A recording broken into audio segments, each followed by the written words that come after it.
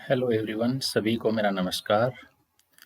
जियोगान channel पर मैं सुभाष भारती आज एक नए वीडियो के साथ हाजिर हुआ हूँ।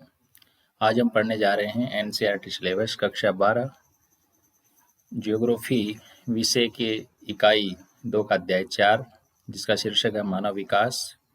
ये अध्याय अपने आप में एक इम्पोर्टेंट अध्याय है। समझने के दृष्टिकोण से एक मैं कहना चाहूँगा कि स्टैंडर्ड का चैप्टर है ये। तो आज हम पढ़ने जा रहे हैं मानव विकास के बारे में। जैसा कि आप जानते हैं, मानव भूगोल मानवीय क्रियाओं का अध्ययन करता है और मनुष्य जो भी क्रियाएं करता है, जिन्हें हम 2 श्रेणियों में बांटते हैं, आर्थिक क्रियाएं और गैर आर्थिक क्रियाएं। जिनमें मूलभूत क्रियाएं यानी मुख्य जो क्रियाएं हैं मनुष्य की, वो आर्थिक क्रियाएं हैं और मनुष्य आर्थिक क्रियाएं अपने विकास के लिए करता है। तो आज हम जानते हैं कि मानव विकास क्या है, इसका मापन कैसे किया जाता है और इस आधार पर विश्व के अलग अलग देशों को किस प्रकार विभाजित किया जाता है और एक ही देश के अलग अलग प्रदेशों का वर्गीकरण मानव विकास के आधार पर कैसे किया जाता है, आज के इस वीडियो में हम जानने वाले हैं। तो आइए शुरू करते हैं आज का ये वीडियो। सबसे पहले हम जानने वाले हैं मानव विकास की परिभाषा कि मानव विकास अपने आप में क्या है।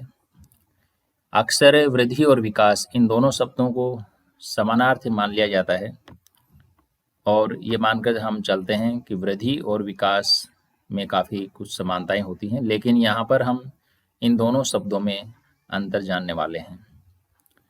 जैसा कि मैं अक्सर मेरे वीडियोज और क्लासेज में मैं मेरे विद्यार्थियों को कहता हूँ कि किताब में घुसने से पहले हमें अपने दिमाग में घुसना चाहिए। तात्पर्य ये है कि हमें अपने पूर्व ज्ञान का इस्तेमाल भली-भांति करना चाहिए, क्योंकि जिस स्टैंडर्ड पर हम वर्तमान में है उससे पहले हमने कई स्टैंडर्ड पार किए हैं, कई कक्षाएं हमने पास की हैं। हर कक्षा में हमने कुछ ना कुछ सीखा है और मैं यहाँ तक कहता हूँ कि वर्तमान में जो कुछ हम पढ़ रहे हैं उन चीज़ों का सामना कहीं ना कहीं हम पीछे की कक्षाओं में कर चुके हैं। खास तौर से भाषा ज्ञान की बात मैं यहाँ पर कर रहा हूँ। जैसे यहाँ पर 2 शब्द हमारे सामने परिलक्षित हो रहे हैं, वृद्धि और विकास। अब वृद्धि और विकास के शाब्दिक अर्थ क्या हैं, कहीं ना कहीं हम पीछे पड़ चुके हैं। यदि आप भाषाई ज्ञान रखते हैं तो इन दोनों शब्दों का अर्थ जरूर जानते होंगे। वैसे आपने आपके समक्ष जो स्लाइड्स हैं इसमें आपने पढ़ लिया होगा। अक्सर विद्यार्थी ऐसे ही करते हैं, जब भी कोई क्वेश्चन उनसे किया जाता है तो वो अपनी किताब में यदि पेज खुला है तो उसकी नज़र तुरंत उसे ढूंढने लग जाती है कि हमें सर ने क्या पूछा है और वो उसका उत्तर तलाशने का प्रयास करते हैं। अभी भी मैंने कहा कि हम वृद्धि और विकास में अंतर जानेंगे, तो लगभग सभी विद्यार्थियों ने यही काम किया है कि इस स्लाइड को आपने पढ़ लिया होगा। तो ये अपने आप में मेरे विचार से एक अच्छी प्रक्रिया नहीं है अध्यापन की, या पढ़ने की अच्छी प्रक्रिया नहीं कही जा सकती। मैं ये मानता हूँ कि आपको अपने पूर्व ज्ञान का इस्तेमाल पहले कर लेना चाहिए और पूर्व ज्ञान के आधार पर यदि आप उन चीज़ों को समझ पाते हैं, तत्पश्चात उसमें सुधार करने के लिए या फिर अपना स्वयं का मूल्यांकन करने के लिए हमें अपने पाठ्यक्रम, अपनी पाठ्य पुस्तिका में उतरना चाहिए। वृद्धि का सामान्य सा अर्थ होता है बढ़ना, लेकिन विकास का कोई सामान्य अर्थ हमारे दिमाग में नहीं रहता कि हम इसके बारे में क्या कह सकते हैं। वैसे विकास का सामान्य अर्थ ये हो सकता है कि इसके बारे में हम ये मान सकते हैं, इसका अर्थ होता है आगे बढ़ना या फिर वर्तमान जो अवस्था है उस अवस्था से ऊपर पहुंचना।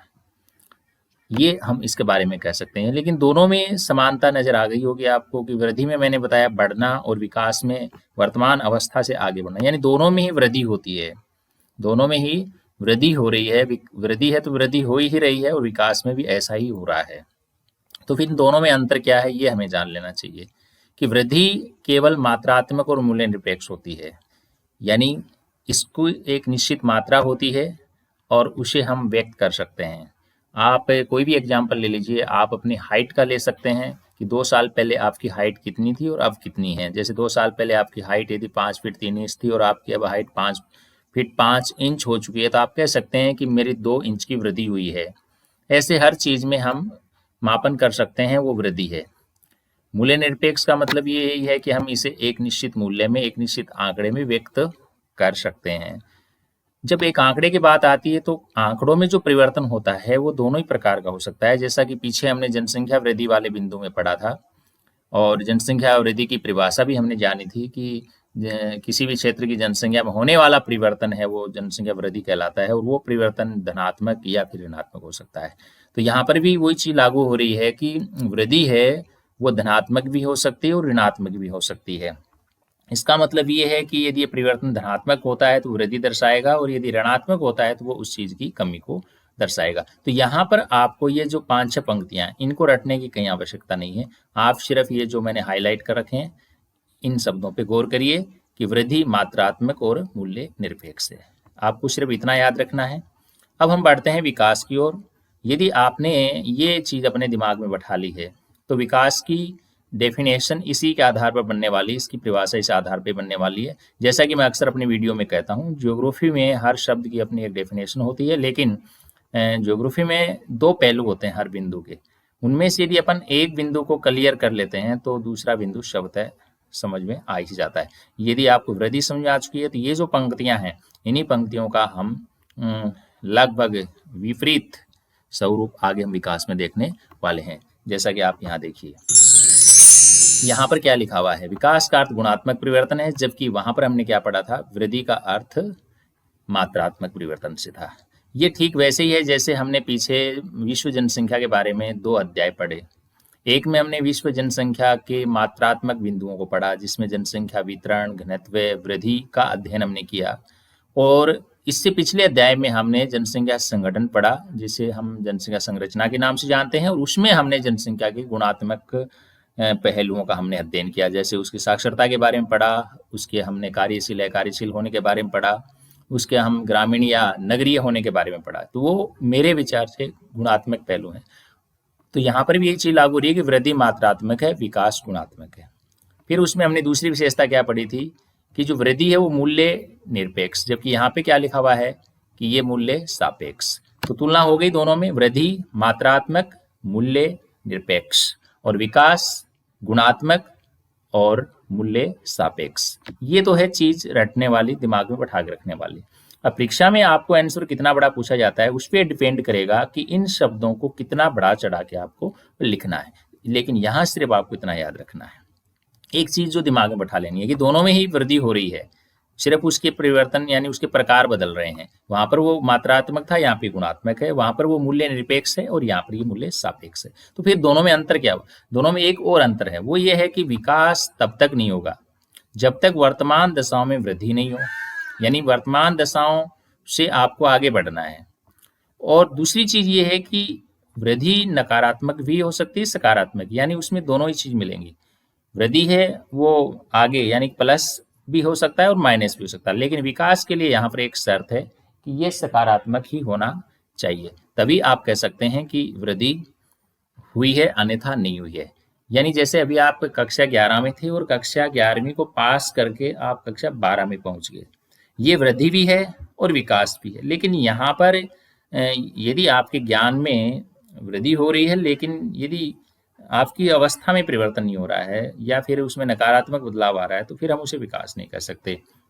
तो कहने का मतलब ये है कि ये एक सकारात्मक होना चाहिए। लेकिन यहाँ पे एक बात और भी निकल के आती है कि सकारात्मक वृद्धि से सदैव विकास नहीं होता, ये भी जरूरी हो गया। जैसे आप कक्षा 11 से 12वीं में आ गए, लेकिन यदि आपका स्टैंडर्ड, आपके दिमाग की अवस्थाएं उसी प्रकार से पड़ी है जैसे कक्षा 11वीं में थी, तो फिर हम मान सकते हैं कि वहां आपने विकास नहीं किया। तो विकास उस समय होता है जब गुणवत्ता में सकारात्मक परिवर्तन होता है, यानी कि गुणात्मक परिवर्तन होना चाहिए, मूल्य सापेक्ष होना चाहिए और सकारात्मक वृद्धि होनी चाहिए। ये विकास का अर्थ है। अब यदि मानव विकास की परिभाषा बनानी है तो आपको मानव शब्द का इस्तेमाल करते हुए इसे एक परिभाषा में बदल लेना है। तो ये था दोनों में अंतर। अब हम आगे बढ़ते हैं कि ये जो विचार है, मानव विकास का जो विचार है, ये इसकी उत्पत्ति, इसका उद्भव कब और कैसे हुआ, किनके द्वारा हुआ, ये हमें जान लेना है। तो यहाँ पर एक इम्पोर्टेंट छोटा क्वेश्चन निकल करके आएगा, इसलिए आप इस स्लाइड्स को आप ध्यान से देखें कि इस प्रकार का जो विचार है यानी मानव विकास की अवधारणा या संकल्पना है, उसका उद्भव या उसकी उत्पत्ति सर्वप्रथम 80 के दशक के अंत में और 90 के दशक के आरंभ में हुआ। और इसका श्रेय जाता है 2 दक्षिण एशियाई अर्थशास्त्रियों को, जिनमें नाम यहाँ पर स्पष्ट है, महबूब उल हक, डॉक्टर महबूब उल हक और अमर्त्य सेन। ये दोनों ही दक्षिणी एशियाई अर्थशास्त्री हैं। और यदि आप इनके बारे में और परिचय प्राप्त करना चाहें तो ये पाकिस्तान से संबंध रखते हैं और अमर्त्य सेन भारत से संबंध रखते हैं। यानी कि पाकिस्तान और भारत के ये 2 महत्वपूर्ण अर्थशास्त्री जिन्होंने इस अवधारणा को जन्म दिया। तो यहाँ पर एक महत्वपूर्ण प्रश्न बन गया। अब हम यहाँ पर दोनों अर्थशास्त्रियों के विचारों के बारे में जान लेते हैं कि ये क्या कहते हैं मानव विकास के बारे में, या फिर इनके अनुसार मानव विकास क्या है, मानव विकास की परिभाषा क्या है, यहाँ पर हमें ये जान लेना है। सबसे पहले हम जानते हैं डॉक्टर महबूब उल हक के बारे में। तो इनके अनुसार जो मानव विकास है वो विकल्पों में वृद्धि है। यहाँ पे आपको जो याद रखना है विशेष तौर पे वो ये है, विकल्पों में वृद्धि। ये जो मैंने रेड कलर में जो अक्षर दिखाए हैं आप इन्हें याद रखेंगे, विकल्पों में वृद्धि। अब आप थोड़ा सा मंथन करिए, अपने दिमाग पे जोर डालिए कि विकल्पों में वृद्धि का अभिप्राय क्या है। विकल्पों में वृद्धि का अभिप्राय ये है कि आपकी आवश्यकता की पूर्ति करने के लिए यदि संसाधनों की मात्रा सीमित है तो निश्चित तौर पे आपको परेशानी का सामना कहीं ना कहीं करना पड़ेगा। जैसे मान लीजिए आपके पास भूख शांत करने का कोई एक ही विकल्प है और वो विकल्प समाप्त हो जाता है और उसके अलावा यदि कोई विकल्प नहीं है तो फिर आपको भूख का सामना करना पड़ेगा। और यदि आपके पास कई विकल्प हैं, जैसे रोटियां नहीं बनी, सब्जी नहीं बनी, और रोटी सब्जी के अलावा यदि आप घर में नाश्ते की व्यवस्था रखते हैं तो उस विकल्प को आप अपना करके अपनी भूख को शांत कर सकते हैं। ऐसा ही हमारे जीवन के हर क्षेत्र में होता है।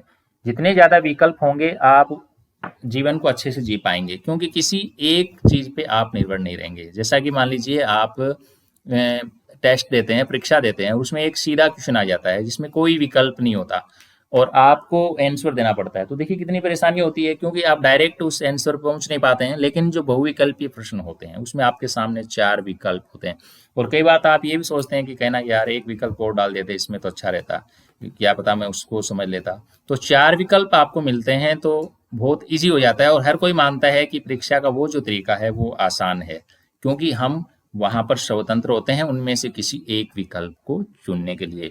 तो हक के अनुसार ये मानना है कि मनुष्य की यदि विकल्पों में वृद्धि होती है तो उसके जीवन में सुधार आता है। और उनका ये मानना है कि ये जो अवधारणा है इसमें विकास का जो केंद्र बिंदु मनुष्य स्वयं ही होता है और इस विकास का मूल उद्देश्य है ऐसी दिशाओं को उत्पन्न करना जो लोगों के सार्थिक जीवन में वृद्धि करता है, सार्थिक जीवन व्यतीत करने की ओर आगे ले जाता है। अब यहाँ पे एक नया शब्द आ गया, पहले तो था विकल्पों में वृद्धि और दूसरा जो इन्होंने एक वक्तव्य काम में लिया है वो है सार्थक जीवन। तो ये 2 शब्द आप इनके साथ जोड़ कर रखिए, डॉक्टर महबूब उल हक, विकल्पों में वृद्धि और सार्थक जीवन। अब यहाँ पर हमें ये जान लेना चाहिए कि सार्थक जीवन होता क्या है। सार्थक जीवन आप थोड़ा सा सोच कर देखिए। जैसे मैंने आपको बताया कि यदि आपको हिंदी भाषा ज्ञान है तो आसानी से आप इन शब्दों के अर्थ निकाल सकते हैं। सार्थक का मतलब ये है कि आप जीवन जी रहे हैं और यदि आपका कोई निश्चित लक्ष्य है, कोई निश्चित एम आपने बना रखा है तो आप एक सार्थक जीवन जी रहे हैं। लेकिन आपको ये पता ही नहीं है कि मुझे कल क्या करना है, तो आप एक सार्थक जीवन नहीं जी रहे हैं। अभी आप कक्षा 12वीं पढ़ रहे हैं और यदि आपने कोई लक्ष्य नहीं बनाया, आपने ये नहीं सोचा कि मुझे कक्षा के बाद क्या करना है या फिर मैं किस लेवल की पढ़ाई करूं, तो फिर मान लीजिए आप एक सार्थक जीवन नहीं जी रहे हैं। तो इनका ये भी मानना है कि मनुष्य का जीवन सार्थक होना चाहिए, उसे सार्थक जीवन व्यतीत करना चाहिए। अब यहाँ पर डॉक्टर महबूब उल हक और अमर्त्य सेन के बारे में बताया गया कि दोनों घनिष्ठ मित्र थे और इन दोनों के नेतृत्व में दोनों ने मानव विकास प्रतिवेदन निकालने का कार्य किया था। तो ये परिचय इनका पहले हो चुका है, हम आगे बढ़ते हैं।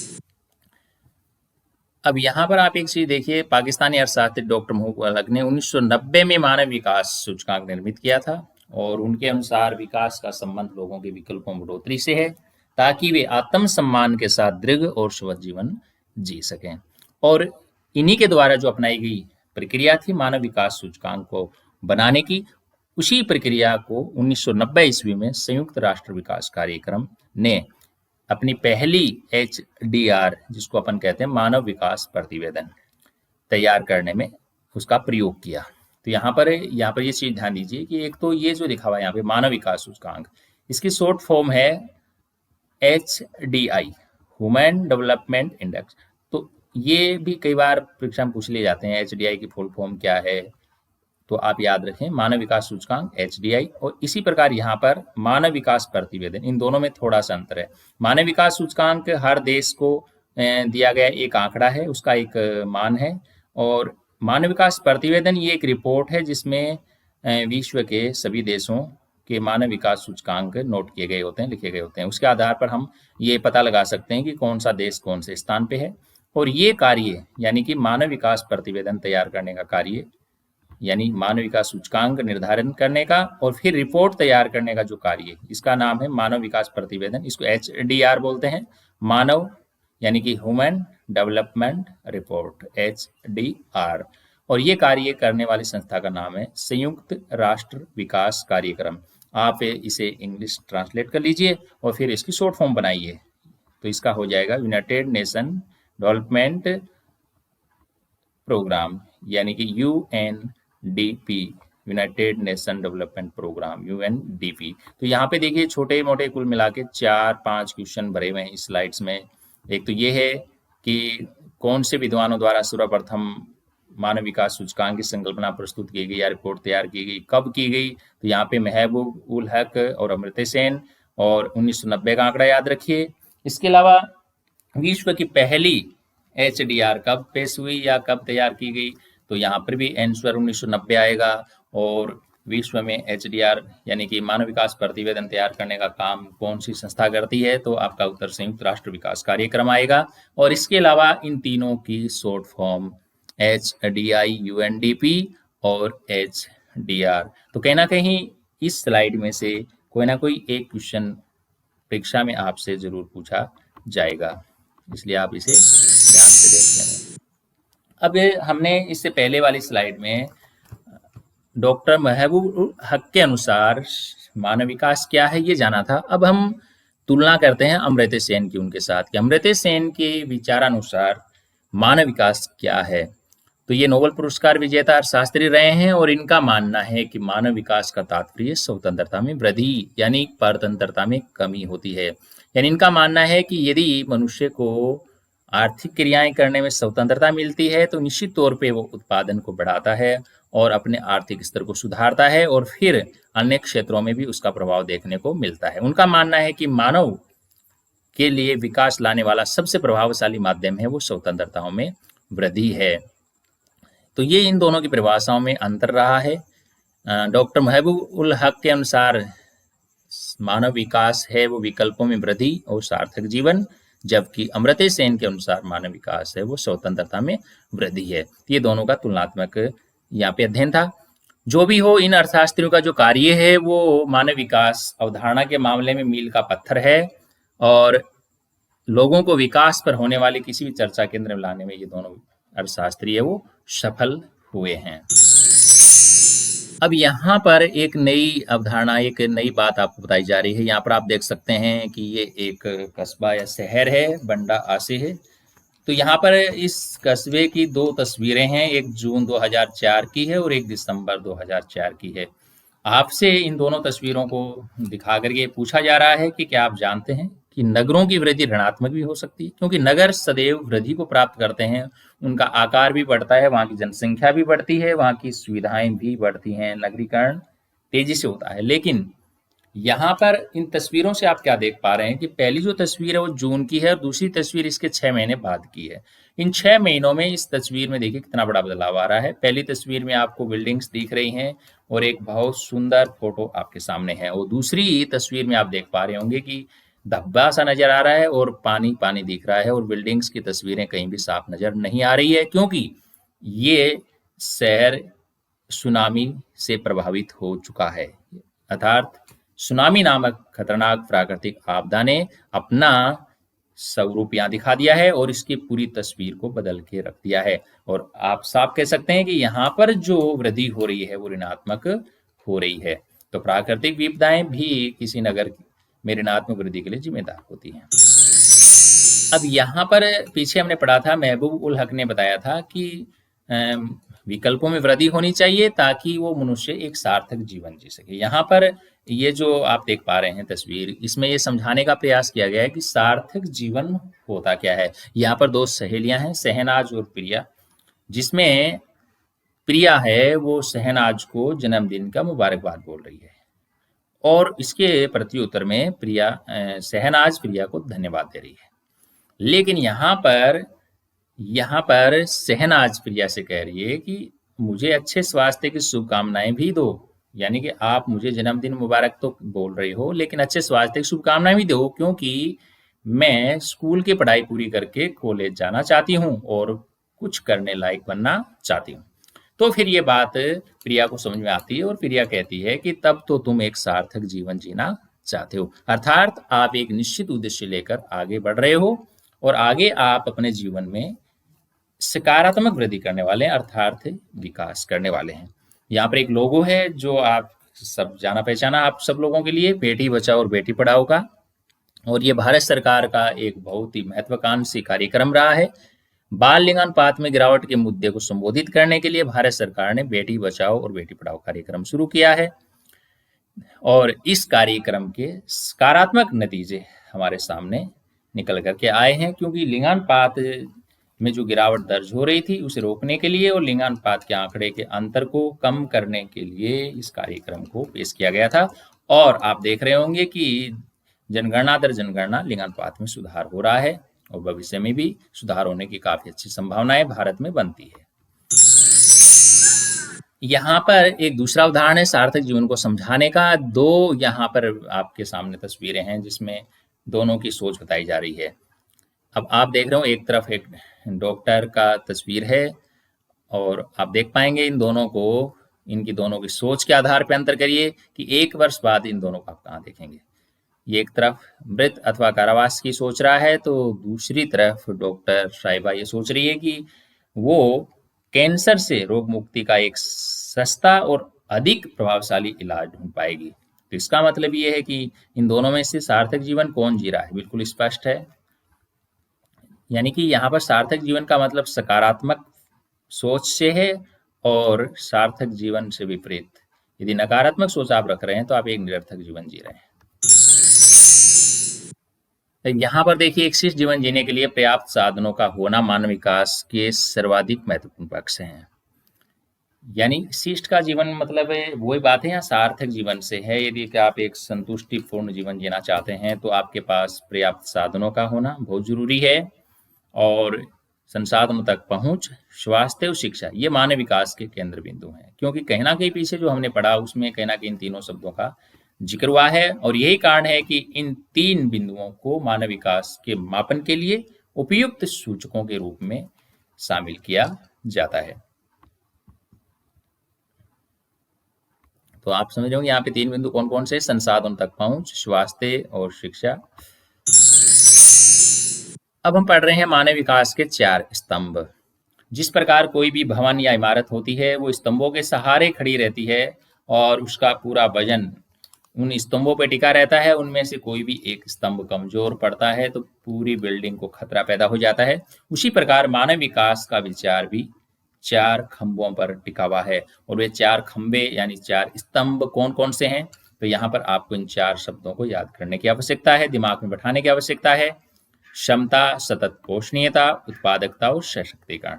वैसे अक्सर मैं अपने विद्यार्थियों को कभी सलाह नहीं देता कि वो चीजों को रटे, लेकिन ये बिंदु टाइप जो भी चीजें आती हैं अक्सर इन्हें हमें बार बार पढ़ के याद करना पड़ता है। अब आप उसे रटना कहें या समझ के, लेकिन यदि आप समझ करके दिमाग में बैठाने का प्रयास करेंगे तो ज्यादा बेहतर रहेगा। तो ये जो 4 विचार हैं आप सोचकर देखिए कि मानव विकास क्या है और फिर यहाँ सोचकर देखिए कि मानव विकास के लिए जरूरी क्या है। तो मानव विकास के लिए 4 चीजें जरूरी हैं, क्षमता, सतत पोषणीयता, उत्पादकता और सशक्तिकरण। तो परीक्षा के लिए एक अच्छा क्वेश्चन तैयार हो जाता है यहाँ पर कि मानव विकास के 4 स्तंभ कौन कौन से हैं, या फिर बहुविकल्प पे प्रश्न आता है तो हो सकता है कि आपको 4 विकल्प दिए जाएं, उनमें से 3 विकल्पों में इनमें से कोई 3 हो और एक अन्य कोई हो और आपसे पूछा जाए कि बताइए इनमें से मानव विकास का स्तंभ कौन सा नहीं है। तो यहाँ पे चारों नाम आप दिमाग में बैठा कर रखें। अब हम आगे की स्लाइड्स में इन चारों के बारे में बारी बारी से पढ़ने वाले हैं, लेकिन जैसा कि मैं कहता हूं कि आप किताब में घुसने से पहले अपने दिमाग में घुसिए और वहां से पूर्व ज्ञान का इस्तेमाल करते हुए आप इन चारों के अर्थ निकाल लीजिए। जैसे समता, आप अच्छे से सोच रहे हैं और सही सोच रहे हैं।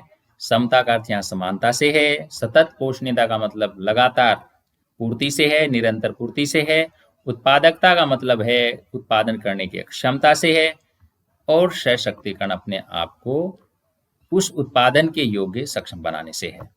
तो अब इन चारों के बारे में हम संक्षेप में जान लेते हैं कि समता क्या होती है। तो यहाँ पे देखिए, समता का अर्थ से है प्रत्येक व्यक्ति को उपलब्ध अवसरों के लिए समान पहुंच की व्यवस्था करना। जैसे मैंने बताया था कि समता जो शब्द है वो समानता से जुड़ा है, और समानता का मतलब ये है कि यहाँ पर सही मायने विकास तभी होता है जब प्रत्येक व्यक्ति को अवसरों के लिए समान पहुंच मिले, अर्थात सभी को समान अवसर उपलब्ध हो। क्योंकि यदि अवसर उपलब्ध नहीं होंगे तो व्यक्ति चाहकर भी अपना विकास नहीं कर पाएगा। यानी लोगों के साथ किसी भी आधार पे, चाहे वो लिंग हो या जाति, आय हो या किसी भी आधार पे, कोई भी प्रकार का भेदभाव नहीं होना चाहिए। और इन सब चीजों को किनारे करते हुए सबको समान अवसर उपलब्ध होने चाहिए, तभी एक व्यक्ति अपने आप को आगे लेके जा सकता है। सतत पोषणीयता का सामान्य अर्थ है कि जो अवसरों की उपलब्धता हो रही है, जो समानता उसको दी जा रही है, उसमें निरंतरता होनी चाहिए। निरंतरता का मतलब आप सीधा सा समझ रहे होंगे कि आपको कुछ समय के लिए बहुत सारी फैसिलिटीज मिल जाती हैं, लेकिन वो लंबे समय तक नहीं मिल पाती है, लगातार नहीं मिल पाती है, तो सही मायने में आपका विकास नहीं हो सकता। सीधी सी बात है कि एक दिन आपको बैठा करके तरह तरह के व्यंजन या फिर पौष्टिक भोज्य पदार्थ आपको खाने के लिए दिए जाते हैं, लेकिन उसके बाद कभी उनका दर्शन नहीं हो पाए, तो निश्चित तौर पे आप लगातार उनका लाभ नहीं मिल पाएंगे। कहने का तात्पर्य ये है कि यदि आपको अवसर मिल रहे हैं तो वे लगातार मिलने चाहिए। यहाँ पे एक अन्य एग्जाम्पल ले सकते हैं, एक मजदूर के बारे में आप देखिए कि मान लीजिए एक मजदूर है जो 250 या 300 रुपये में दिहाड़ी करता है, लेकिन मान लीजिए कभी कभार उसको 800 1000 रुपये की दिहाड़ी भी मिल जाती है, लेकिन वो एका दुका दिनों के लिए रहती है और बाकी मान लीजिए 5 या 7 दिन उसको रोजगार नहीं मिलता है, तो फिर उसका औसत कहाँ चला जाता है, आप इसको सोच सकते हैं। वैसे देखा जाए, मान लो 300 रुपये प्रतिदिन के हिसाब से मजदूर कोई काम करता है तो महीने के 9000 रुपये बनने चाहिए, लेकिन ऐसा नहीं होता। वो 5 या 6000 रुपये ही कमा पाता है, क्योंकि उसको लगातार काम नहीं मिलता। वो लगातार नहीं मिलने के कारण उसकी आय पे असर पड़ता है और ये उसके विकास में रुकावट पैदा करता है। तो अवसरों की उपलब्धता में निरंतरता होनी चाहिए, तभी मनुष्य सही मायने में अपना विकास कर सकता है। तो यहाँ पे लिखा है कि सतत पोषणीय मानव विकास के लिए आवश्यक है और प्रत्येक पीढ़ी को समान अवसर भी मिलना चाहिए। यानी कि वर्तमान पीढ़ी सिर्फ यदि अपने विकास के बारे में सोचती है और आने वाले पीढ़ियों के बारे में यदि नहीं सोचती है, तो ये भी अपने आप में एक सही विकास नहीं कहा जा सकता। संसाधनों में किसी भी एक का दुरुपयोग है वो भावी पीढ़ियों के अवसरों को कम करेगा। यानी यदि हम संसाधनों का दुरुपयोग करते हैं तो निश्चित तौर पर हम आने वाली पीढ़ियों के लिए खतरा पैदा कर रहे हैं। उसके बाद अगला जो स्तंभ है मानव विकास का, वह है उत्पादकता, और इसका अर्थ होता है मानव श्रम उत्पादकता और मानव कार्य के संदर्भ में उत्पादकता है। यानी लोगों में क्षमताओं का निर्माण करके उत्पादकता में निरंतर वृद्धि की जानी चाहिए। जैसे जिस लेवल पे मनुष्य वर्तमान में काम कर रहा है, तो उसका प्रशिक्षण करवा करके, उसको ट्रेनिंग दे करके उसकी उत्पादकता में वृद्धि की जानी चाहिए, तभी सही मायने में उसका आर्थिक विकास है वो आगे बढ़ेगा, यानी मानव विकास है वो आगे बढ़ेगा।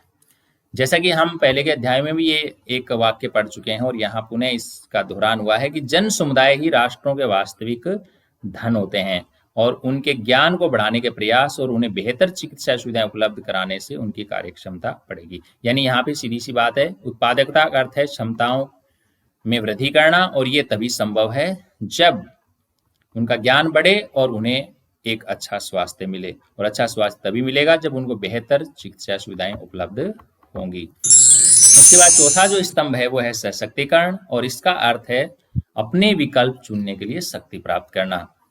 अपने विकल्प चुनने के लिए, क्योंकि बिना शक्ति के कोई भी कार्य संभव नहीं है, क्योंकि किसी भी कार्य को करने के लिए बल यानी शक्ति की आवश्यकता होती है, और ऐसी शक्ति मिलती है स्वतंत्रता और क्षमता से, और स्वतंत्रता और क्षमता मिलती है सुशासन और लोकोन्मुखी नीतियों से।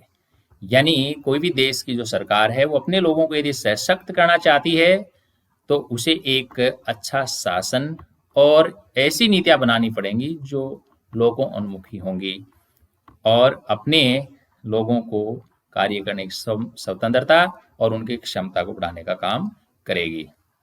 और ये जो चीज है ये विशेष तौर पर सामाजिक और आर्थिक दृष्टि से पिछड़े हुए समूहों के लिए महत्वपूर्ण है। अर्थात सशक्तिकरण जो शब्द है ये खास तौर से सामाजिक और आर्थिक दृष्टि से पिछड़े हुए समूहों के लिए इस्तेमाल किया जाता है।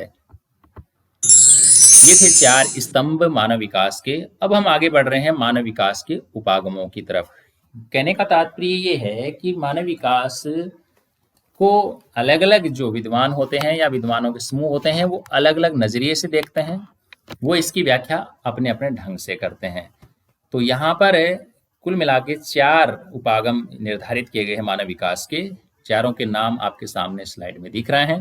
पहला है आय उपागम, दूसरा कल्याण उपागम, तीसरा न्यूनतम आवश्यकता उपागम और दूसरा क्षमता उपागम। ये चारों उपागम क्या हैं, इनका क्या मानना है मानव विकास के बारे में, इनकी क्या अवधारणा है, इनके क्या विचार हैं, इनके बारे में भी हम आइए जान लेते हैं। सबसे पहला है आय उपागम।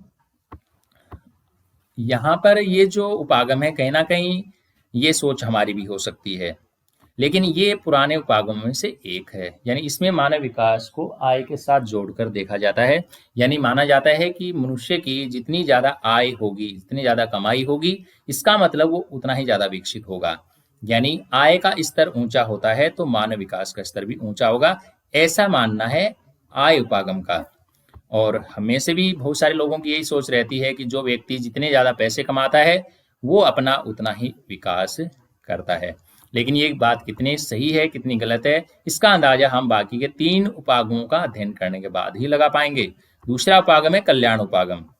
ये जो उपागम है मनुष्य को लाभार्थी और सभी विकासात्मक गतिविधियों के लक्ष्य के रूप में देखता है। ये आय के स्थान पर शिक्षा, स्वास्थ्य, सामाजिक सुरक्षा, सुख साधनों पर उच्चतर सरकारी व्यय का तर्क देता है। यानी इसका यह मानना है कि केवल आय ही मानव विकास का आधार नहीं हो सकती, इसके अलावा शिक्षा, स्वास्थ्य, सामाजिक सुरक्षा और सुख साधनों का के ऊपर सरकार कितना खर्च कर रही है इस चीज को देखना भी जरूरी है। वैसे इसमें बताया गया है कि लोग विकास प्रतिभागी नहीं है किंतु वे निष्क्रिय प्राप्त करता है। सरकार कल्याण पर ज्यादा पैसा खर्च करके मानव विकास के स्तरों में वृद्धि कर सकती है और इसके लिए सरकार पूरी तरह से जिम्मेदार होती है। उसके बाद तीसरा जो उपागम है वो आधारभूत आवश्यकता उपागम। इस उपागम को मूल रूप से अंतर्राष्ट्रीय श्रम संगठन, जिसकी शॉर्ट फॉर्म ILO है, यहाँ पर इंटरनेशनल लेबर ऑर्गेनाइजेशन, ये जो संस्था है ये संस्था श्रमिकों के पक्ष में, मजदूरों के पक्ष में काम करती है, उनके लिए जन कल्याणकारी योजनाओं को तैयार करने में मदद करती है। तो ये जो उपागम है ये इनके द्वारा प्रस्तुत किया गया। इसका मानना है कि मनुष्य की 6 मूलभूत आवश्यकताएं होती हैं। आपने 3 मूलभूत आवश्यकताओं के बारे में तो पढ़ा और सुना ही है। इन्होंने माना है कि 6 मूलभूत आवश्यकताएं होती हैं और 6 कौन कौन सी होती हैं। उनमें से 3 तो अक्सर हम बोल ही देते हैं कि रोटी चाहिए, कपड़े चाहिए, मकान चाहिए, लेकिन यहाँ पर आप देख रहे होंगे कि उनमें से 2 ही शामिल है। भोजन तो शामिल है और आवास भी शामिल है, लेकिन यहाँ पर वस्त्र का जिक्र नहीं है। तो आप इसे दिमाग से निकाल दीजिए और अपने पूर्व ज्ञान में से 2 बिंदु उठा लीजिए, एक तो रोटी और एक मकान। अब बचते हैं 4 कौन कौन से हैं। तो आप सभी जानते हैं, पहला सुख निरोगी काया, यानी कि अच्छा स्वास्थ्य होना बहुत जरूरी है मनुष्य के लिए, और इसके अलावा उसका पढ़ा लिखा होना बहुत जरूरी है। तो ये 2 इजी वे में आप फिर समझ पा रहे हैं कि ये 2 चीज तो होनी ही चाहिए भाई। आप किसी कम पढ़े लिखे व्यक्ति से भी ये चीज पूछेंगे तो बता देगा, देखो कि भोजन चाहिए, घर भी होना चाहिए, फिर वो ये कहेगा भाई शरीर भी सही रहना चाहिए, स्वास्थ्य अच्छा रहना चाहिए, पढ़ा लिखा भी होना चाहिए। तो 4 तो कंप्लीट हो ही गए। अब बचते हैं 2 बिंदु, और वो 2 बिंदु कौन कौन से शामिल किए गए हैं। इनमें एक किया गया जलापूर्ति और एक किया गया स्वच्छता। क्योंकि जिन संसाधनों की आवश्यकता होती है उनमें जल महत्वपूर्ण होता है, जल ही जीवन होता है, ऐसा सही मायने में ये उक्ति सही है। आप मानते भी हैं कि जल जीवन है। और एक नई जो चीज जुड़ रही है जिसकी अपन कल्पना नहीं कर रहे या फिर अपन नहीं सोच रहे कि ये बिंदु इसमें शामिल हो सकता है, वो है स्वच्छता। क्योंकि स्वच्छता का संबंध यहाँ स्वास्थ्य से। तो ये अंतर्राष्ट्रीय श्रम संगठन का मानना है कि 6 न्यूनतम आवश्यकताएं हैं और इन 6 न्यूनतम आवश्यकताओं की पूर्ति होना ही अपने आप में मानव विकास है, ऐसा आधारभूत आवश्यकता उपागम का मानना है। उसके बाद अंतिम और चौथा उपागम है वह क्षमता उपागम, और इसका संबंध है प्रोफेसर अमर्त्य सेन से। एक बार पुनः यहाँ पर अमर्त्य सेन का जिक्र हो रहा है।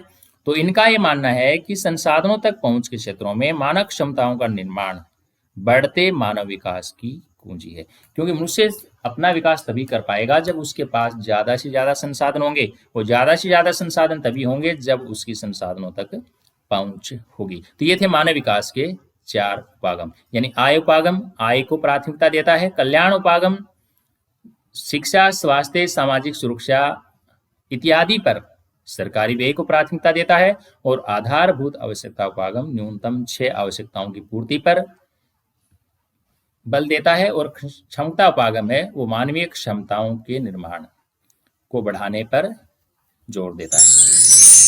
अब हम आते हैं मानव विकास के मापन की ओर, कि मानव विकास का मापन कैसे किया जाता है। यानी पीछे हमने पढ़ा था कि यूएनडीपी प्रति वर्ष 1990 से लगातार वो हर वर्ष एचडीआर तैयार करती रही है, और वो विश्व के 200 से अधिक देशों की सूची तैयार करती रही है कि कौन से देश कौन से पायदान पर स्थित है। यानी मानव विकास सूचकांक तैयार करता है, और फिर उस आधार पर वो एचडीआर यानी रिपोर्ट तैयार करता है। तो इसमें जो सूचकांक तैयार किया जाता है वो कैसे तैयार किया जाता है, कैसे मापा जाता है मानव स्वास्थ्य मानव विकास को, ये हम अब जानने वाले हैं।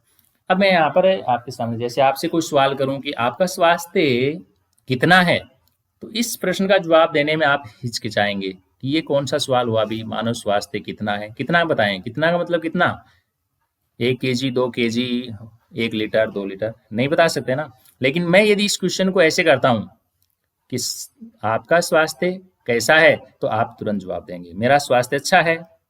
तो यहाँ पर कितना है जरूरी है, क्योंकि आंकड़ा उसी से तय होगा, ठीक है। तो फिर कैसे मापेंगे। इसी प्रकार शिक्षा की यदि हम बात करें, कोई अचानक से आपसे पूछे आप कितने शिक्षित हो, तो सीधा सा जवाब आपका आता है मैं 11वीं तक शिक्षित हूँ, या मैं 10वीं तक हूँ, या मैं स्नातक हूँ, ऐसा आप जवाब देते हैं। तो आप वो क्या बता रहे हैं, वो आप अपनी पढ़ाई का स्तर बता रहे हैं। और आपसे कोई पूछे कि आपकी संसाधन तक पहुंच कैसी है, तो कहने का मतलब ये है कि इन तीनों बिंदुओं का, ये 3 बिंदु प्रमुख है मानव विकास को मापने के, स्वास्थ्य, शिक्षा और संसाधन तक पहुंच। इन तीनों शब्दों का आप अपने जहन में बिठा कर रखिए, स्वास्थ्य, शिक्षा और संसाधनों तक पहुंच। ये तीनों आप अपने दिमाग में रखिए, स्वास्थ्य, शिक्षा और संसाधन तक पहुंच। लेकिन इन तीनों का मापन कैसे करते हैं ये हम जानने वाले हैं। इससे पहले आप ये जान लें कि ये जो मापन होता है, इसमें जो सूचकांक निकल के आता है, जो आंकड़ा निकल के आता है, वो हमेशा 0 से 1 के मध्य रहता है। ये एक इंपॉर्टेंट क्वेश्चन है, इसलिए आप दिमाग में रखें कि मानव विकास सूचकांक सदैव 0 से 1 के बीच में रहता है। यानी 0.01 या 0.001 से शुरू होता है, और ये अंत में कहाँ तक जाता है, 1.000 तक जाता है, ठीक है। यानी इसमें जो भी आंकड़ा आएगा वो दशमलव लग के लिखा जाएगा, सीधी सी बात है, क्लियर है इसमें। जैसे 0.001 से शुरू होगा और 1.000 तक जाके खत्म हो जाएगा। तो मापन कैसे होगा वो हम जानते हैं। आइए सबसे पहले हम बात करते हैं स्वास्थ्य का मापन कैसे होगा। तो स्वास्थ्य का मूल्यांकन करने के लिए जीवन प्रत्याशा मापी जाती है। जीवन प्रत्याशा ज्ञात की जाती है किसी भी देश की, कि वहां रहने वाले लोगों की जीवन प्रत्याशा क्या है।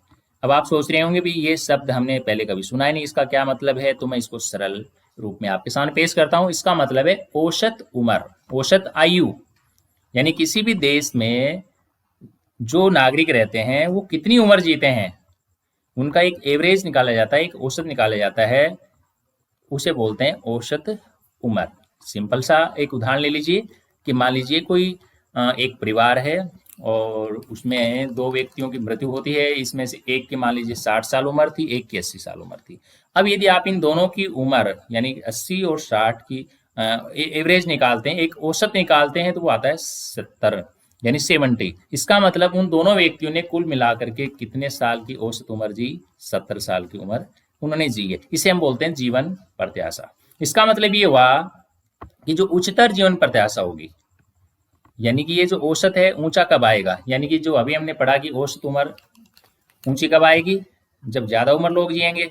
और ज्यादा उम्र कब जिएंगे लोग, जब उनके पास एक अच्छा स्वास्थ्य होगा, यानी लोगों के पास अधिक दीर्घ और अधिक स्वस्थ जीवन जीने के ज्यादा अवसर है, ऐसा हम मान के चलेंगे। यदि किसी देश का जीवन प्रत्याशा अधिक है, 80 90 85 है, तो मानकर चलिए कि उस देश में स्वास्थ्य सुविधाएं हैं वो अच्छी हैं और वहां के लोग एक लंबा जीवन जीते हैं। तो औसत उम्र को स्वास्थ्य के मूल्यांकन का आधार माना जाता है। दूसरा बिंदु आता है शिक्षा। तो शिक्षा की माप कैसे की जाती है? तो जैसा कि मैंने आपसे कहा कि आप कितने शिक्षित हो, आपने तुरंत जवाब दिया कि हम तो 11वीं तक पढ़े हैं। यानी पढ़ाई को आप शिक्षा के मूल्यांकन का आधार मानते हैं। यानी प्रौढ़ साक्षरता दर और सकल नामांकन। प्रौढ़ साक्षरता दर का मतलब ये है कि 18-20 साल की उम्र तक आते आते लोग अपनी स्कूली पढ़ाई वगैरह है उसको पूरा कर लेते हैं। फिर यदि वो कॉलेज इत्यादि में जाके पढ़ते हैं तो लगभग 25 साल की उम्र तक पढ़ाई है वो पूरी होने को हो जाती है। उसके बाद उसकी उम्र है वो प्रौढ़ आयु मानी जाती है। तो प्रौढ़ साक्षरता दर कितनी है किसी भी देश की, और वर्तमान में वहाँ के विद्यालयों का नामांकन कितना है, सकल नामांकन कितना है वहाँ की जनसंख्या के अनुपात में, इस चीज के आधार पर यह तय किया जाता है कि किसी भी देश में शिक्षा का स्तर कितना है। ये अंतर्राष्ट्रीय जो संस्थाएं होती हैं ये विभिन्न देशों से डाटा मंगवाती है कि वहाँ की प्रौढ़ साक्षरता दर क्या है और वहाँ के जो विद्यालय है उनका सकल नामांकन क्या है। फिर ये एक अनुपात तय किया जाता है और फिर उस देश को एक रैंकिंग दी जाती है। यानी वहां पर पढ़ और लिख सकने वाले वयस्कों की संख्या क्या है और वहां के विद्यालयों में नामांकित बच्चों की संख्या क्या है। तो इस आधार पर हम ये पता लगा सकते हैं कि किसी भी देश विशेष में ज्ञान तक जो पहुंच है वो आसान है या फिर कठिन है। उसके बाद तीसरा जो बिंदु है वो है संसाधनों तक पहुंच। तो इसे कैसे मापा जाता है? इसको क्रय शक्ति के रूप में मापा जाता है। क्रय शक्ति का मतलब आप समझ रहे होंगे, क्रय का मतलब खरीदना। तो किसी भी देश के नागरिकों में खरीदने की शक्ति कितनी है। खरीदने का मतलब ये है कि मार्केट में वो कितना पैसा खर्च करते हैं अपनी आवश्यकताओं के संसाधनों को खरीदने में। तो उससे हम अंदाजा लगा सकते हैं कि वहां पर लोगों की संसाधनों तक पहुंच कितनी है, और इसको रुपए यानी राशि में मापा जाता है। और ये राशि का जो मापदंड तय किया गया है वो है अमेरिकी डॉलर। तो यहाँ पे दोनों चीज याद रखें कि संसाधन तक पहुंच को किस रूप में मापा जाता है, क्रय शक्ति के रूप में, और इसे किस रूप में मापेंगे हम, अमेरिकी डॉलरों में। तो ये तीन मुख्य बिंदु थे मानव विकास को मापने के। अब होता क्या है, ये जो तीन बिंदु थे, इन तीनों बिंदु में प्रत्येक आयाम को 1/3 भारिता दी जाएगी, क्योंकि ये तीन बिंदु हैं तो प्रत्येक को समान भारिता मिलेगी। और फिर मानव विकास सूचकांक वो इन आयामों को जो हमने भारांक दिए हैं उन तीनों का कुल योग होगा। ठीक है, तो इस प्रकार से हम मानव विकास सूचकांक तैयार कर लेते हैं। अब हम कैसे तय कर पाते हैं कि उस देश के विकास का स्तर क्या है? तो यहाँ पर यदि वो स्कोर जो ऊपर आया है, सूचकांक आया है, वो 1 के निकट रहेगा तो उस देश का मानव विकास का स्तर उतना ही अधिक माना जाएगा।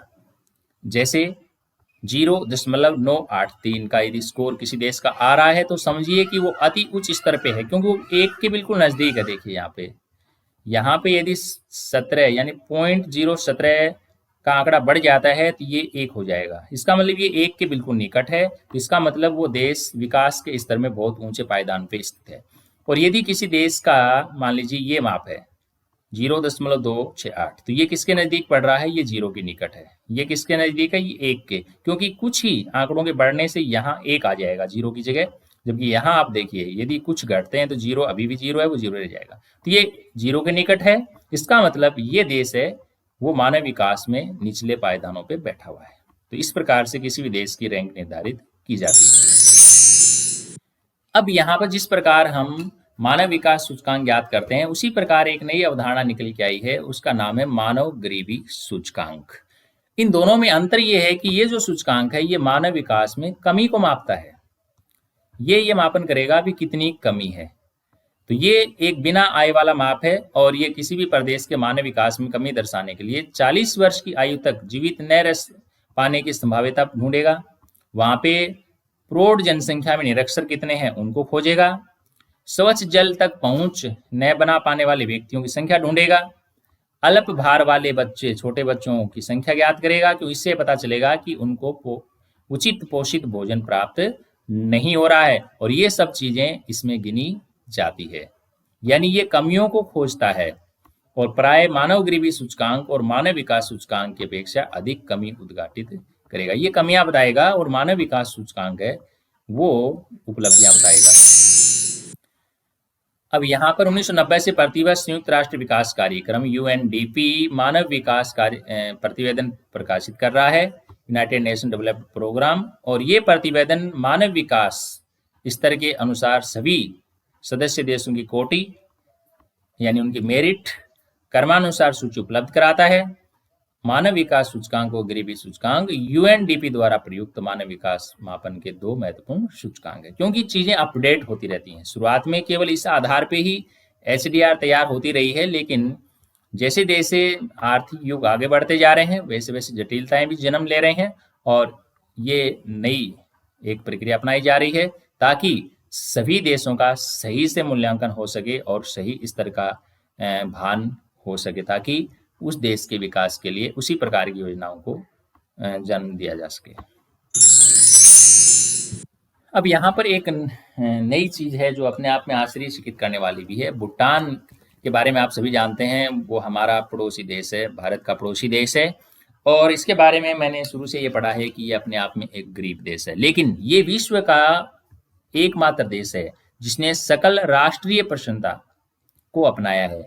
GNH को इसने अपनाया है। अब यहाँ पर देखिए, सकल राष्ट्रीय प्रसन्नता ये क्या है, यानी इस देश के नागरिक प्रसन्नता को महत्व देते हैं। इनके अनुसार मनुष्य की सही प्रगति उसके खुश रहने में है, जबकि विश्व के अन्य देश सिर्फ आय को महत्व देते हैं। उनका मानना है कि मनुष्य के पास जितना ज्यादा पैसा है वो उतना ज्यादा खुश रह सकता है, लेकिन इस देश के लोगों का मानना है कि यदि उस किसी भी देश के नागरिक यदि वहां खुश रह रहे हैं, प्रसन्न रह रहे हैं, तो समझिए कि वो देश विकसित है, वो गरीब नहीं है। इन्होंने लिखा भी है, देखिए कि प्रसन्नता की कीमत पर भौतिक प्रगति नहीं की जा सकती। सकल राष्ट्रीय प्रसन्नता हमें विकास के आध्यात्मिक, भौतिकता और गुणात्मक पक्षों को सोचने के लिए प्रोत्साहित करती है। तो यहाँ पर जो याद रखने वाली चीज है वो ये यहाँ पर है कि विश्व का ऐसा कौन सा देश है जिसने अपने देश के विकास का स्तर मापने के लिए सकल राष्ट्रीय प्रसन्नता को पैमाना बनाया है। तो आपका आंसर आना चाहिए भूटान। अंतर्राष्ट्रीय तुलनाएं। अंतर्राष्ट्रीय तुलना का मतलब ये है कि विभिन्न देशों की आपसी तुलना कैसे की जाती है और उसका जो सरल और सीधा सा जो स्वरूप निकल के आता है वो कैसा है। तो यहाँ पर जब आप इसको पढ़ेंगे तो ये जो तुलनाएं हैं ये आपको काफी रुचिकर लगने वाली है। प्रदेश के आकार और प्रति व्यक्ति, देखिए यहाँ पे इस वाक्य को आप गौर से पढ़िए। इसने क्या बताया है कि प्रदेश के आकार और प्रति व्यक्ति आय का मानव विकास से सीधा संबंध नहीं है। समझ पा रहे हैं इस बात को? नहीं समझ पा रहे हैं, एक बार और पढ़ लीजिए कि प्रदेश का आकार और प्रति व्यक्ति आय, इनका सीधा संबंध नहीं है। कहने का मतलब ये है कि कोई भी देश आकार में बहुत बड़ा है, इसका मतलब ये नहीं है कि वो मानव विकास में भी आगे है। और दूसरी तरफ मान लीजिए कोई देश बहुत छोटा है तो हम ये नहीं कह सकते कि वो मानव विकास में पीछे होगा, क्योंकि मानव विकास में बड़े देशों की अपेक्षा प्राय ऐसा देखा गया है कि मानव विकास में बड़े देशों की अपेक्षा छोटे देशों का कार्य बेहतर रहा है। यानी मानव विकास में अपेक्षाकृत निर्धन राष्ट्रों का जो कोटिक्रम है वो धनी पड़ोसियों से ऊंचा रहा है। अब इस चीज को देखिए, आप क्या समझ पा रहे हैं इसको? आप निर्धन हम किसको बोलते हैं? जिसके पास धन नहीं होता। तो यहाँ पे बताया जा रहा है कि निर्धन राष्ट्र होते हुए भी, गरीब देश होते हुए भी वो धनवान देशों से आगे रहते हैं। किस मामले में? मानव विकास के मामले। यानी जब उनका HDI तैयार होता है तो उनका जो सूचकांक है वो इनसे बेहतर आता है, धनी पड़ोसियों से। समझ गए होंगे आप? क्या समझ पा रहे हैं आप? इसका मतलब ये हुआ कि धन होना ही काफी नहीं है विकास करने के लिए, अन्य चीजें भी जरूरी हैं। अब यहाँ पर देखिए उदाहरण भी दे दिए हैं कि यहाँ पर देखिए कि श्रीलंका, ट्रिनिडाड और टोबैगो। श्रीलंका का फिर भी आपने नाम सुना होगा, इन देशों के तो आपने नाम भी नहीं सुने होंगे। ये इतने छोटे आकार के देश हैं और श्रीलंका कितना छोटा है ये भी आप देख सकते हैं। हम भारत के साथ यदि इसकी तुलना करते हैं तो संसार के नक्शे में तो इसे बहुत मुश्किल से ढूंढा जा सकता है। तो ये देश हैं, इनको तो आपको बहुत मुश्किल से ढूंढ पाएंगे आप। लेकिन ये तीनों ही देश मानव विकास के मामले में भारत से आगे हैं। क्यों हुआ ना आश्चर्य? इसीलिए कहा गया था कि अंतर्राष्ट्रीय तुलनाएं हैं वो काफी रुचिकर हैं, क्योंकि ऐसे ऐसे देशों के नाम आप सुनेंगे जिनके नाम आपने कभी नहीं सुने, और मानव विकास के मामले में वो ऐसे ऐसे देशों से आगे हैं जिनके नाम सुन सुन के आपके कान पक गए हैं। अब आप देख सकते हैं भारत का साइज कितना बड़ा है। साइज की बात यहाँ पर मैं क्षेत्रफल और जनसंख्या दोनों की दृष्टि से कर रहा हूँ। आपको ये तो पता ही होगा कि भारत का क्षेत्रफल कितना है और भारत की जनसंख्या कितनी है। भारत का जो क्षेत्रफल है वो 32,87,263 वर्ग किलोमीटर है। विश्व का लगभग 2.5% है, 2.4% इसको हम मापते हैं। तो इतना बड़ा देश है। दूसरी तरफ यदि हम जनसंख्या की बात करें तो वाह वाह क्या बात है, इसका प्रतिशत तो बहुत ही ऊंचा है।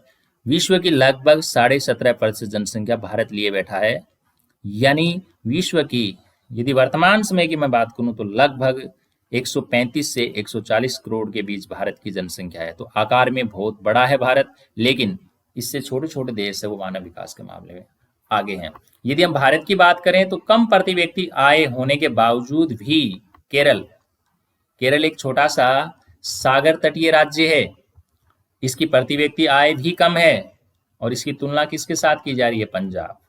जो विद्यार्थी आप में से थोड़ा बहुत भी केरल और पंजाब के बारे में जानता है तो वो यही कहेगा कि पंजाब तो एक धनवान राज्य है। गुजरात और भी धनवान है, क्योंकि ये जो है ये कृषि के मामले में, आधुनिक कृषि प्रणालियों के मामले में टॉप स्टेट है, और ये औद्योगिक गतिविधियों के मामले में है।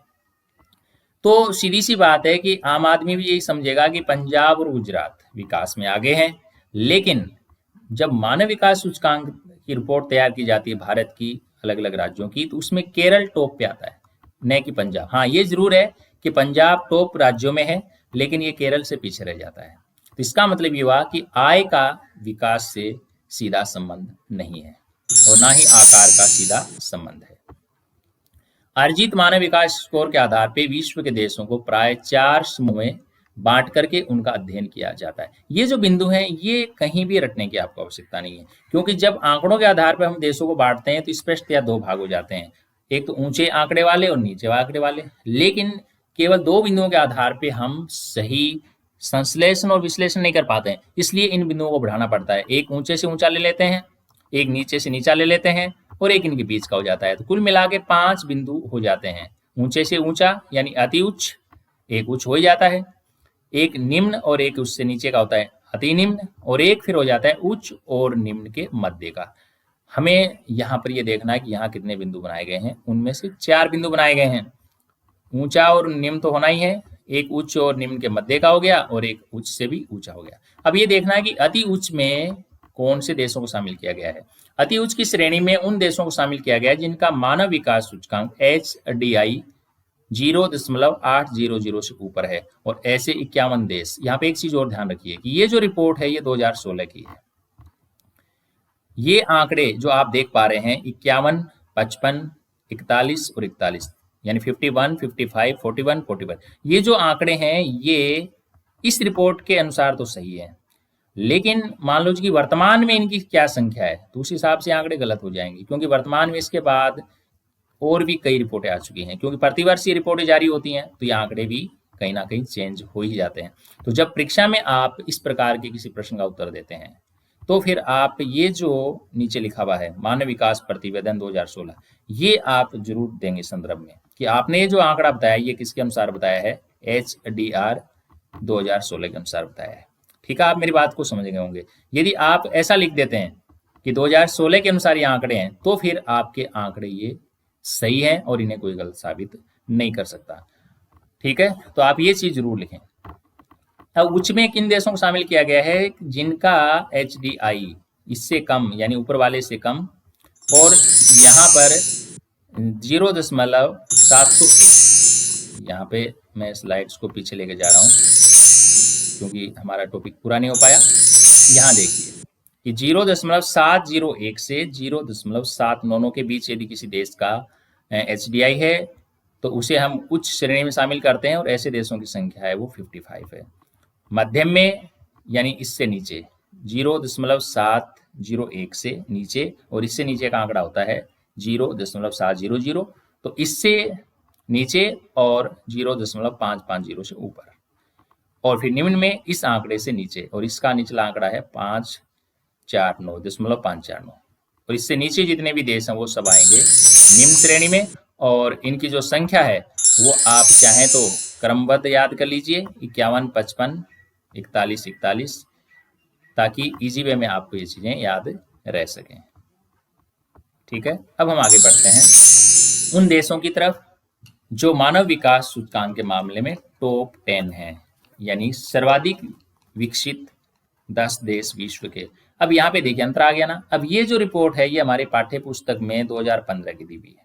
मैंने यहाँ पे नई रिपोर्टें इसलिए शामिल नहीं की क्योंकि आप ये जो वीडियो बनाया है मैंने, इसका टारगेट कक्षा 12वीं के विद्यार्थी हैं, क्योंकि आपका जो मूल एग्जाम होगा, वार्षिक एग्जाम होगा, उसमें जो पेपर आएगा वो आपकी इस पाठ्य पुस्तक से बनेगा और आपको आंसर इस पाठ्य पुस्तक के आधार पर देने पड़ेंगे। इसलिए मैंने यही स्लाइड इसमें शामिल की हैं। जो विद्यार्थी कंपटीशन की तैयारी कर रहे हैं, जो भी प्रतिभागी तैयारी कर रहे हैं, जो भी दोस्त प्रतियोगिता परीक्षाओं की तैयारी कर रहे हैं, तो ये रिपोर्ट वो अपडेट कर लें, यानी कि करंट अफेयर्स पढ़ते रहें और जो नई रिपोर्टें जारी हो रही हैं उनके आंकड़े आप जरूर याद रखें, क्योंकि प्रतियोगिता परीक्षाओं में नए आंकड़े पूछे जाते हैं।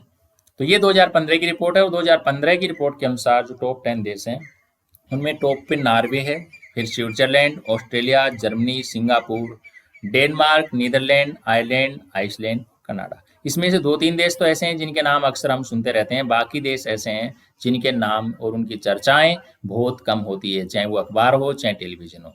यानी ये देश हैं वो चुपचाप अपना विकास कर रहे हैं, इनका ध्यान सिर्फ और सिर्फ अपने विकास पे है, बाकी अन्य गतिविधियों से इनका कोई लेना देना नहीं है। अब आगे देखिए इनकी तुलना करेंगे हम, ये जो उच्च मध्यम हमने पढ़े हैं मानव विकास की दृष्टि से, तो ऐसा इनमें क्यों होता है। तो यहाँ पर देखिए जो उच्च मानव विकास समूह के जो देश हैं, अब ये यहाँ पे आंकड़ा फिर चेंज हो रहा है, देखिए यहाँ पे चेंज हो रहा है ना, क्योंकि रिपोर्ट यहाँ पे चेंज हो रही है, यानी कि अलग अलग सन के अनुसार ये आंकड़े चेंज हो रहे हैं। तो उच्च मानव विकास समूह के जो देश हैं पाएंगे कि वहां पर शिक्षा और स्वास्थ्य सेवाओं को उपलब्ध कराना सरकार की पहली प्राथमिकता है, यानी कि वहां की सरकारें अपने देश के नागरिकों को शिक्षा प्रदान करने और एक उत्तम स्वास्थ्य प्रदान करने में अपना सर्वाधिक पैसा खर्च कर रही है। उनका जो बजट है उसका एक बहुत बड़ा भाग शिक्षा और स्वास्थ्य पर खर्च होता है। और ये देश वो देश हैं जहां पर सामाजिक खंड में बहुत ज्यादा निवेश किया गया है। लोगों और सुशासन में उच्चतर निवेश ने इन देशों को अन्य देशों से अलग कर दिया। यहाँ पे चीज और देखिए, लोगों और सुशासन में उच्चतर निवेश ने, ठीक है, यानी यहाँ पे लोग भी सुअनुशासित हैं और वहां का शासन भी सुशासित है। और यही वजह है कि उन देशों ने मानव विकास की दौड़ में अपने आप को बहुत आगे पहुंचा दिया है और अन्य देशों से अपने आप को अलग कर लिया है। अब बात करते हैं मध्यम स्तर वाले देशों की, कि मध्यम स्तर वाले जो देश हैं, अब यहाँ पे देखिए आंकड़ा चेंज हो रहा है, क्योंकि ऊपर वाले आंकड़े यदि चेंज होंगे तो नीचे वाला आंकड़ा भी चेंज होगा उस हिसाब से। तो रिपोर्ट है वो बदलती रहती हैं। तो यहाँ पर देखिए ये जो देश है मध्यम स्तर वाले देश हैं, इनके हालात ऐसे क्यों हैं, इसका विश्लेषण सुनिए आप, कि इन देशों में से अधिकांश देशों का विकास है वो दूसरे विश्व युद्ध के बाद की अवधि में हुआ है, और ये देश है वो पूर्वकालीन उपनिवेश थे, और अन्य देशों का विकास है 1990 ईस्वी में तत्कालीन सोवियत संघ के विघटन के पश्चात हुआ है। यानी इनमें से जो अनेक देश है उन्होंने अधिक लोकोन्मुखी नीतियों को अपनाकर और सामाजिक भेदभाव को दूर करके तेजी से अपने मानव विकास स्कोर में सुधार किया है और कर रहे हैं। और अधिकांश देशों में उच्चतर मानव विकास के स्कोर वाले देशों की तुलना में सामाजिक विविधता अधिक पाई जाती है। इस तरह के अनेक देशों ने अपने अभिनव इतिहास में राजनीतिक अस्थिरता और सामाजिक विद्रोह का सामना किया, क्योंकि लंबे समय तक ये अन्य देशों के उपनिवेश रहे हैं और अन्य देशों का इन पे अधिकार रहा है, और उन अन्य देशों ने यहाँ से आर्थिक लाभ कमाए। तो कहीं ना कहीं इन देशों को नुकसान हुआ है, और जब से ये अपने आप में स्वतंत्र हुए हैं, आजाद हुए हैं, इन्होंने अपने आर्थिक स्तर को सुधारा है, सामाजिक स्तर को सुधारा है, और मानव विकास के क्षेत्र में ये देश आगे बढ़े हैं। अब हम बात करते हैं निम्न स्तर वाले देशों की, जिनकी संख्या 41 है। अब ऊपर 3 संख्याओं में अंतर आ चुका था, यहाँ पे वही सेम पड़ी। तो इनमें से अधिकांश छोटे देश हैं जो अभी राजनीतिक उपद्रवों, गृह युद्धों, सामाजिक अस्थिरता, अकाल बीमारियों का सामना कर रहे हैं। यानी ये देश हैं, ये ऐसे क्षेत्रों में ज्यादा पैसा खर्च कर रहे हैं, या फिर इनकी मजबूरी कही जा सकती है कि उस पैसे का कोई भी सकारात्मक लाभ इन देशों को नहीं मिल रहा है। वो राजनीतिक दृष्टि से अशांत हैं, गृह युद्ध की संभावनाएं हैं, अकाल और बीमारियां भी उसमें उनको परेशान कर रहे हैं। तो इस वजह से ये देश आज भी आर्थिक विकास के मामले में निम्न स्तर पर ठहरे हुए हैं, और जरूरी है कि वहां पर सुविचारित नीतियों के माध्यम से इस वर्ग के देशों की मानव विकास की आवश्यकताओं के समाधान की तत्काल पूर्ति की जाए, समस्याओं का समाधान है वो तत्काल ढूंढा जाए। अब यहाँ पर हम भारत की चर्चा कर लेते हैं। तो ये देखिए कि 2006 की रिपोर्ट के अनुसार भारत है वो 126वें स्थान पे था, लेकिन 2016 की रिपोर्ट में हम देखें तो ये 131वें स्थान पे चला गया है। तो हमने क्या किया है, देखिए आप कि इन 10 वर्षों के दौरान हमने क्या किया, प्रगति की है क्या? नहीं, बिल्कुल नहीं, क्योंकि 126वें स्थान से लुढ़क कर हम पहुंच के 131वें स्थान पे। या उल्टी चल रही है गिनती। आप यूं नहीं सोचेंगे अरे वाह पहले हम 126वें स्थान पे थे तो अब 131वें पे आ गए, तो ये प्रगति नहीं है। तो ये जो आंकड़ा हमें बता रहा है कि अभी भी हम विश्व के 130 देशों से पीछे हैं। तो वो बात साबित हो रही है कि हमारे देश का आकार अपने आप में कोई छोटा नहीं है, क्षेत्रफल की दृष्टि से भी नहीं है, जनसंख्या की दृष्टि से भी नहीं है, लेकिन मानव विकास के मामले में हम अभी भी बहुत पिछड़े हुए हैं। तो ये एक विचारणीय बिंदु है। तो ये था आज का हमारा क्लास, और आप लोगों ने इसे ध्यानपूर्वक देखा, इसके लिए आप सभी का बहुत बहुत धन्यवाद। और यदि आपको जियो ज्ञान चैनल पर अपलोड किए गए वीडियो अच्छे लगते हैं तो इस चैनल को आप सब्सक्राइब जरूर करें, क्योंकि इससे प्रोत्साहन मिलता है और इस प्रकार की वीडियो और ज़्यादा बनाने की प्रेरणा मिलती है। मैं इस उद्देश्य के साथ ही वीडियो बनाता हूं कि जो विद्यार्थी पैसा खर्च करके ऑनलाइन क्लासेस ज्वाइन नहीं कर पाते हैं, और वो यदि यूट्यूब के माध्यम से कुछ सीखने का प्रयास कर रहे हैं तो वो इसे सीख पाएँ। तो यदि आपको ये अच्छा लगा है तो आप इसे लाइक भी करें और सब्सक्राइब भी करें, और मिलते हैं एक नई वीडियो के साथ बहुत जल्दी। तब तक के लिए बाय बाय, टेक केयर।